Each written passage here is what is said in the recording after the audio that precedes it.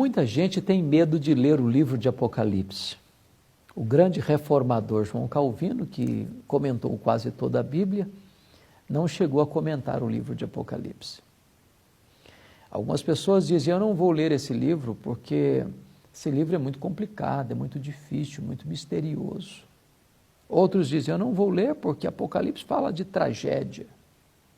Quando acontece algum fato trágico, aí, um terremoto, um tsunami, a imprensa divulga um fato apocalíptico aconteceu.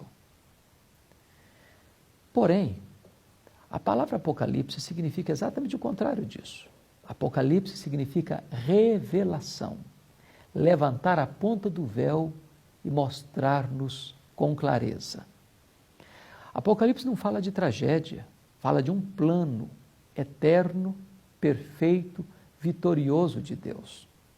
O livro de Apocalipse é a história ou o registro do grande projeto de Deus, levando a sua igreja a uma vitória gloriosa.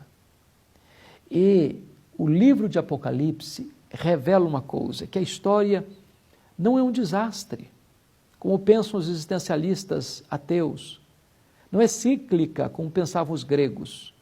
A história é teleológica, ela caminha para um fim, para uma consumação, onde a vitória é de Cristo e da sua igreja.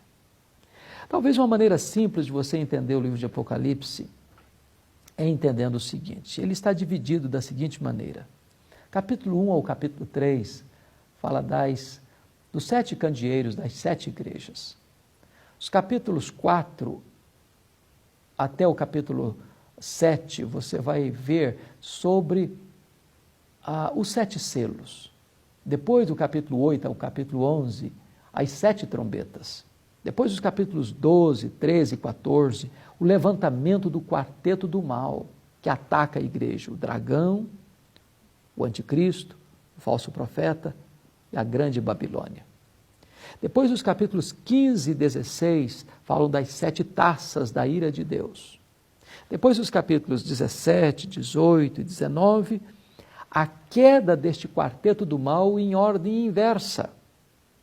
Depois dos capítulos 20, 21 e 22, falam do reinado de Cristo com as almas no céu, a cena do juízo final, novos céus e nova terra.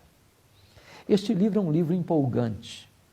Eu desafio você a ler o livro de Apocalipse, a estudar este livro. Você vai encontrar nele uma fonte de encorajamento, de consolo, de refrigério para a sua alma. Certamente você vai entender uma coisa. Deus está no controle. Deus está no trono. Ele tem as rédeas da história em suas mãos. Ele governa o universo. Ele governa a igreja. Ele governa a sua vida. O nosso Deus está no trono.